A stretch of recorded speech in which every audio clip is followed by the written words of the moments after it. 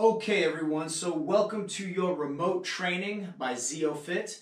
This is going to be training session number 1, and I would not disappoint you by starting off with anything except for the general warm-up. So get into that general warm-up, and if you need a refresher to all of the details of the general warm-up, you can just follow that link. Go and get it. So once you finish your general warm-up, we're going to get into our walkouts and corrective squats. So for the walkouts, we're going to add a push-up each time. So for the first one, we got 1 push-up.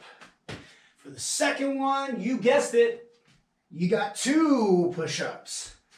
For the third one, why would I not give you 3 push-ups? 1, 2, 3 push-ups. And continue, so on and so forth until you reach 10. That's going to give you a grand total of 55 push-ups. Yeah, we're going to start off with a few push-ups. After that, the second 10, as always, 10 just beautiful, deliberate, purposeful, well-balanced, full range corrective squats. 4 distinct movements. 1, 2, 3, and 4.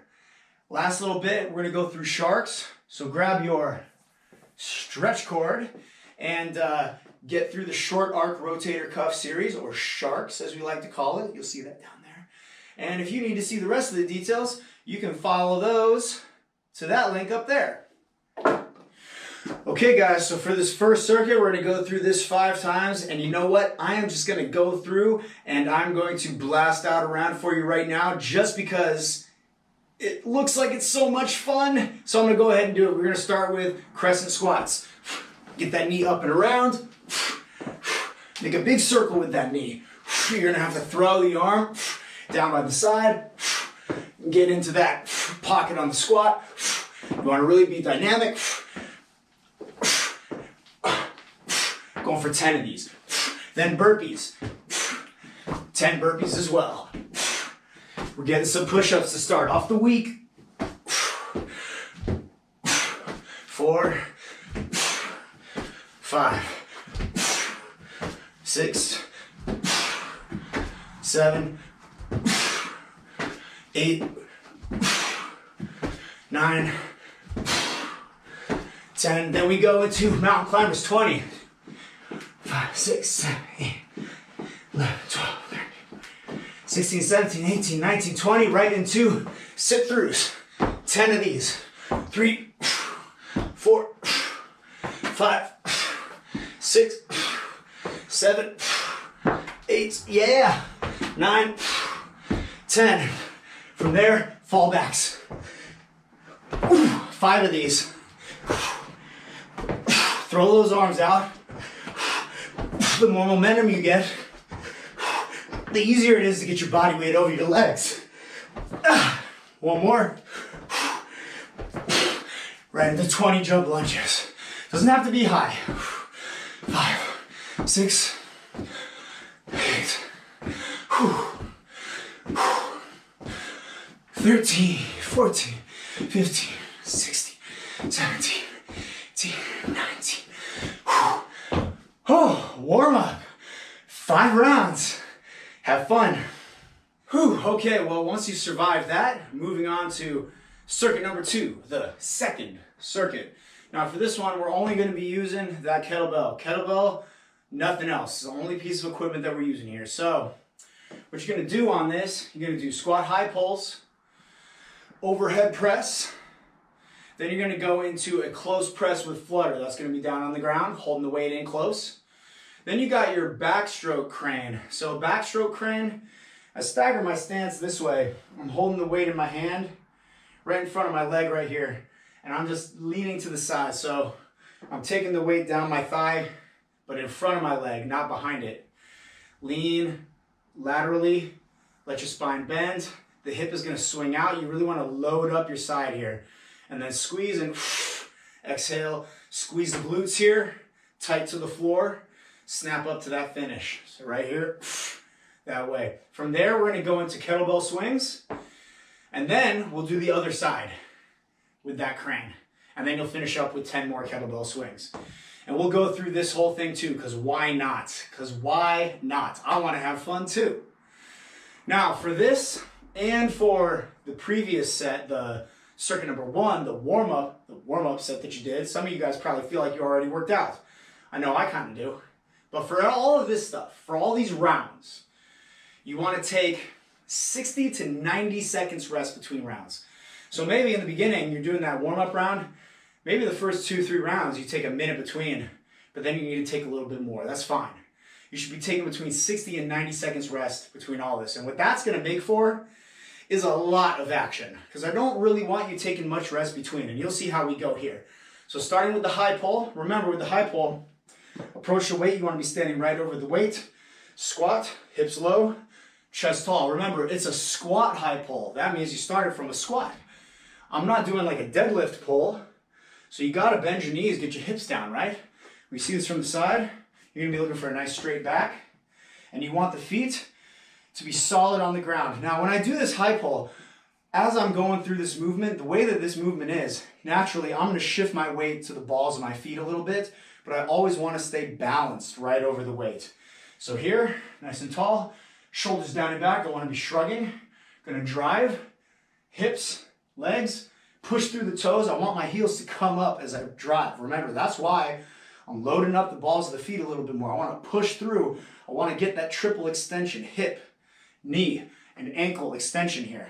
Push up, and then just finish the move with the shoulders, right? It's more about the hips down than it is about the shoulders and the arms here, right? So for the high pull, 16 of these. 1.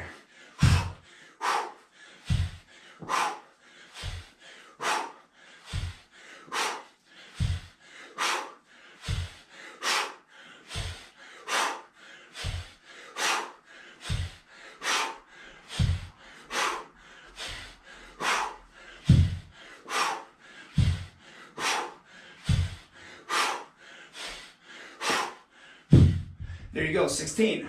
Next, overhead press. So for the overhead press, I want to remember that even though I'm pressing the weight up overhead using my arms and shoulders, the power is still coming from my legs, coming from the ground, transferring up through my torso.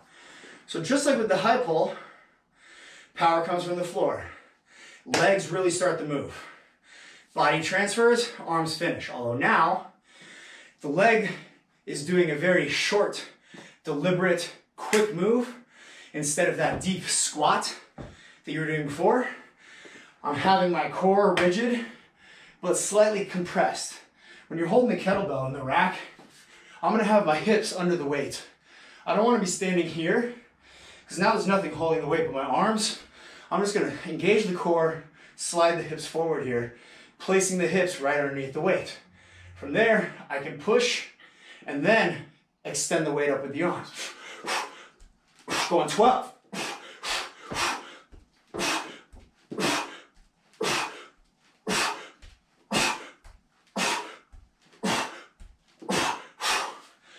You can see one of the great things I like about kettlebell, so much about balance, right? So here, weights over the hips. Drive it up, hips go back, set it up. Again, weight is over the hips, stacking it up. So you're always trying to get structural, always trying to get balanced, okay? You saw I actually changed position because when I was pushing up with the legs, I was actually jumping a little bit every now and then. Next, close press with flutter. Down on the ground, pick the weight up on the chest. I'm holding the body of the weights. Start the flutter kick, going 20 here.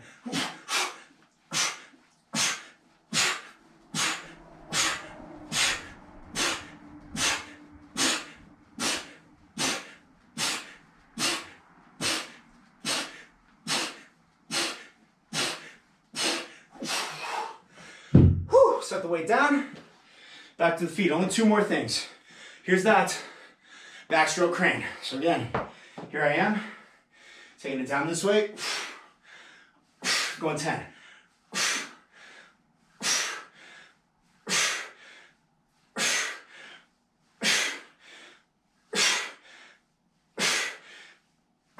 And then into the swings, 10 of these. Watch the feet here.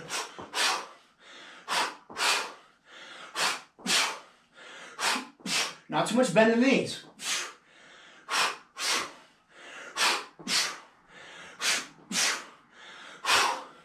And then, opposite side now. Switch the stance.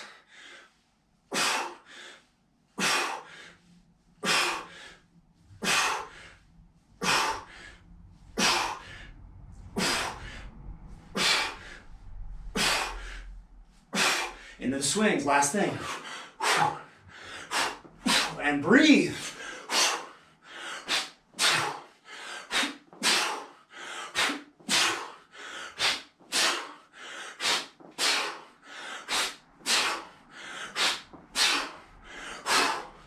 And there you go. Take 60, 90 seconds rest, and I go through 4 more rounds of that.